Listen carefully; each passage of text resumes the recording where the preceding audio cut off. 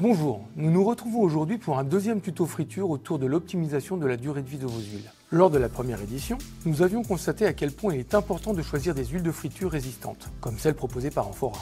Nous avions identifié trois ennemis de l'huile, l'air, le sel ajouté et les résidus alimentaires. En voici trois autres que l'on appelle les occasionnels. En premier, l'eau. Quand vous nettoyez votre friteuse, il convient de sécher parfaitement votre cuve. Aussi, lors de l'utilisation de produits surgelés, il est très important de retirer le surplus de glace. En évitant le contact de l'eau avec votre huile, vous optimisez ses performances et évitez les éclaboussures lors de la chauffe. En deuxième, le savon. En cas de trace, en plus de réduire fortement la résistance de votre huile, celle-ci peut noircir, voire fumer, et de la mousse peut se former.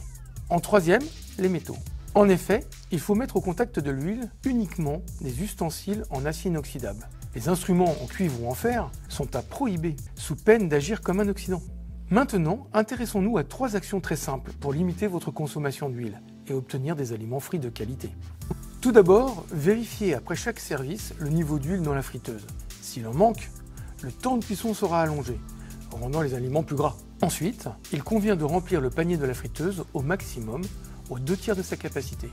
Trop le remplir ne vous fera pas gagner de temps pendant la période de rush. Bien au contraire, le temps de cuisson sera allongé et les aliments n'en seront que plus gras.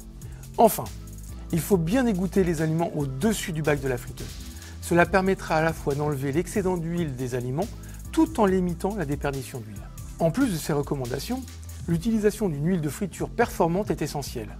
Les compositions uniques de ces deux huiles, faibles en huile de tournesol, permettent également de moins encrasser les friteuses, réduisant ainsi la fréquence de nettoyage de la cuve de 30%. Un sacré gain de temps et d'argent.